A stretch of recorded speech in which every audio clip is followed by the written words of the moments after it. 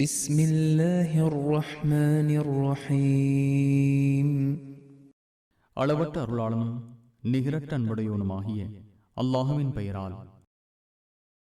ولتجدنهم أحرص الناس على حياة ومن الذين أشركوا يود أحدهم لو يعمر 1000 سنة وما هو بمزحزحه من العذاب أن يعمر والله بصير بما يعملون.